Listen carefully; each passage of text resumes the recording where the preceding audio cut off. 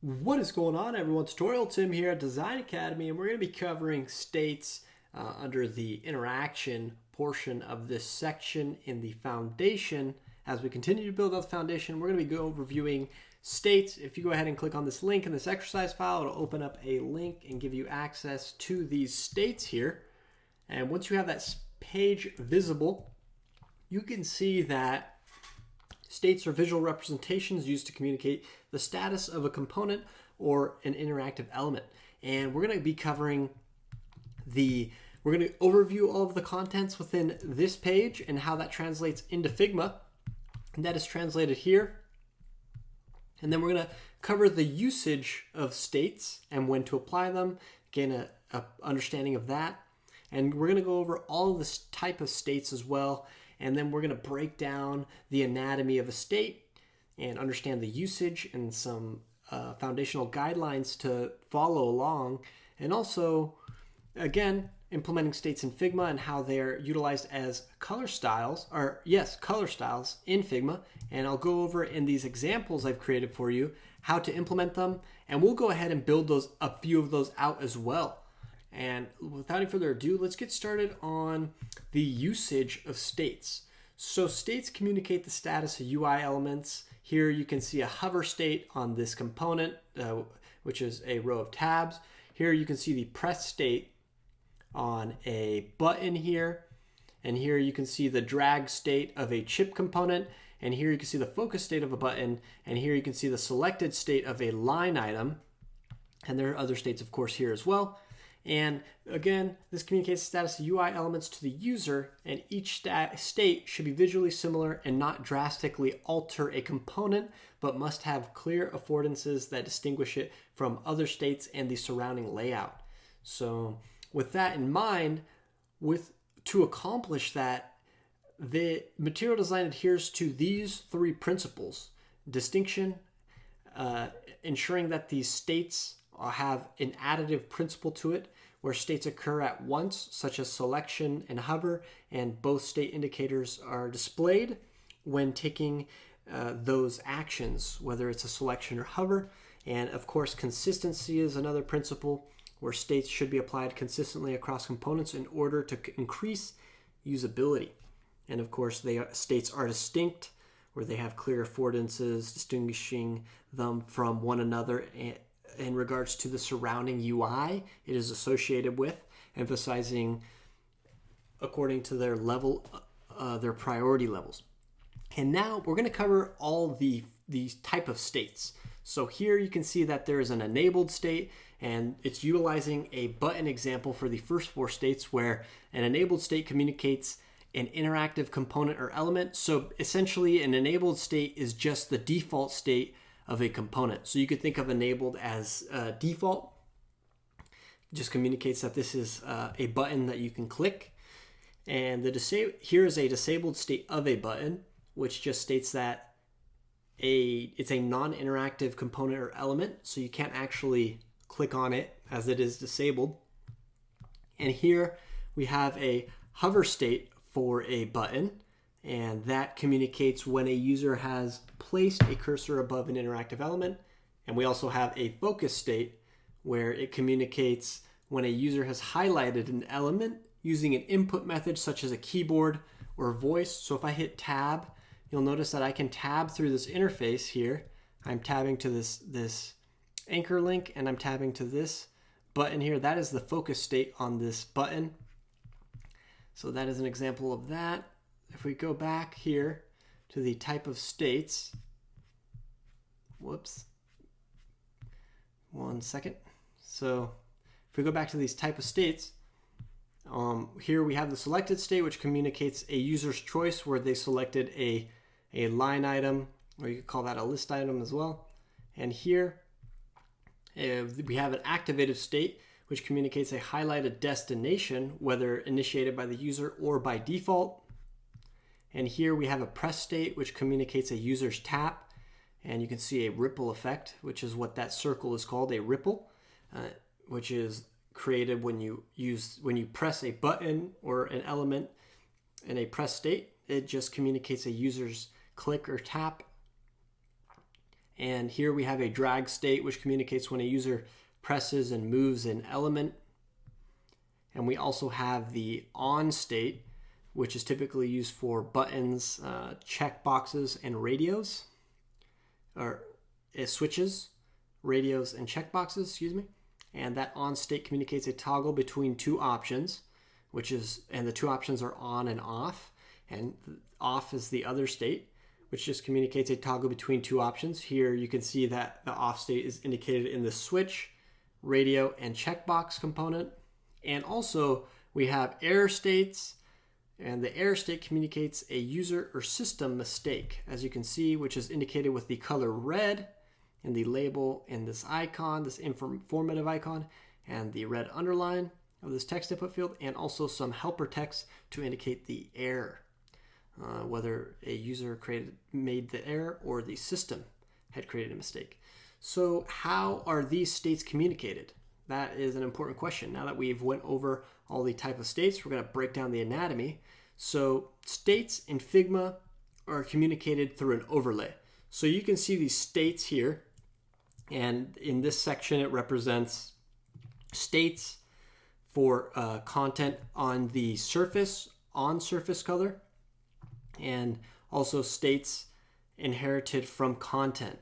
And it's essentially an overlay is just a semi-transparent covering on an element that indicates its state, and the overlays provide a systematic approach to visualizing states by using opacity. So here you can see that this state utilizes a black overlay, and this is the focus state, and it gives you the overlays, percentage-based value, the opacity, and it uses the color black here for this focus state overlay for content on the surface. And the structure of the overlay lives right in between the container, which you could just think of as the surface. So this is the surface here. And then the overlay lives right in between the content and the container. So it starts off with the content being on top, and then the overlay, which is where the state is represented, which is right in the middle. And then at the very bottom is the container in which both the overlay and content lie upon. So that is important to note, and that same structure in this diagram is applied throughout the rest of these containers. Here you can see the surface container states, whether it's on primary content, what that state would look like, and what that state looks like inherited from content, and then the surface itself and what that state would look like when it's selected. And you'll notice that in the disabled state, despite the surface container, whether it's on the primary surface or on the generic surface, the white surface, you'll notice that the content being the typography, is the state that is actually manipulated, not the backgrounds itself in the disabled state. So for that, the text is set to disabled. And again, just to continue to break down the anatomy of the overlay, which represents the state in our designs, it provides a systematic approach to visualizing states by using opacity, and can be applied to an entire element or in a circular shape. As you can see here, it's applied in the circular shape, the state, when being pressed, and the overlay color matches the color of the text or icon on the element that it's applied to. So here you can see in the third example that the radio list that is selected is utilizing the primary color, which is set to a blue purple, and then the state associated with it is uses the same color but an opaque value of that color. And as you can see that here as well in Figma, where the state layer uses the primary overlay, the primary color as an overlay, and uses different opacities to indicate the hovered, focused, pressed, dragged, and selected states of that color. And you can see that depending on the type of component and state, so in this line item, the selected checkbox is using the primary color, and you'll notice that the selected state of this line item also uses that color, but an opaque value of that color. So that is important to note, and you'll notice the same exact thing in this checkbox, where this is using the outline of the checkbox itself, and the enabled state is set to black, and then the hovered state of that checkbox uses an opaque value of black. And you can see that here in Figma, where on hover it uses an overlay of 4%, which is just a black overlay on hover, which is what we're seeing here in this checkbox, which is very important to note. And only one state layer is applied at a time. As you can see here, for example, if an element is first focused and then hovered, the hover state layer will be shown only until the hover is complete, then returning to the focus state layer if the element is still focused. So you can't do two things at once, or two states at once. And with that being said, there are also overlay opacity values applied here, which we can implement ourselves in Figma. So I could even redo these surfaces, go to Figma, paste the screenshot, and with the screenshot, I can actually recreate these states as layers here. I can go ahead and create a rectangle, for example, and I know that the hover state is utilizing the color black set to a 4% opacity, so I can go ahead and apply the color black, which is a hex value of 000,000, set the opacity to 4%. I can then turn this into a frame and label this the hover state, the on surface hover state, and that rectangle represents exactly that. Maybe I can ungroup that frame actually and apply that name to the rectangle itself. We have that. We can add some text here. Just type in hover. Go ahead and increase the size of that. And once that is all done, I can go ahead and actually just group that into a frame. Again, vertically align this text and go ahead and specify the opacity, and I could specify the hex value as well, just so no one gets confused. So users will know that this is an overlay state, hover state, but what is the actual color? At first, designers would actually have to click on the rectangle shape to understand the hex value and the opacity applied to it, or we could specify it here and just have it labeled as such if you'd like. And I'm going to go ahead and stretch this out. So that is a good example here. That is one example of how you could indicate your states. I can go ahead and even duplicate this, change that to the focus state, and then add the 12% overlay, and it utilizes the same color of black again. And then there is a selected state, so I can even do the selected state where it utilizes the on primary color value, but I'm going to detach this style, and it only uses 8% opacity of the primary color value, as you can see there. And I'm going to want to copy that, paste that hex value in right here, and you'll start to see that we're specifying these states here in our system, which is fantastic. And then we can go ahead and do the same thing for the activated state. So you're starting to see how we create exactly our states for our components here in Figma, which is great. Getting you into the habit. So the activated state, I can go ahead and change the opacity to 12%. It's a slightly darker shade. And I can even go ahead and represent the press state, which is actually a ripple effect. So what we can do for the ripple effect is just create a circle. So on the press state, the color is just set to white at 100% opacity, but we're going to create a circle here, an ellipse, to represent I'm going to put that behind the typography here and ensure that lives in this layer. I'm going to clip the content so that the circle doesn't go outside of the frame's bounds. It's hidden if it exceeds the frame's bounds. And with that circle, I'm going to just go ahead and change that color to black and then set the opacity to 12%. And here we have our pressed state, which is awesome. And then we can even do a dragged state where the dragged state utilizes an 8% overlay, whereas the focus and hover states have different. Hover uses a 4% overlay and the focus uses a 12% overlay. And I'm going to go ahead and create that dragged overlay, change the opacity to 8%, hit enter, and it's now a darker shade. And I'm just going to specify that and make sure it's accurate in the text here. And I've now created all my states. And the next thing you'll want to do is actually command click to deep select and select the triangle with the actual state you're trying to create.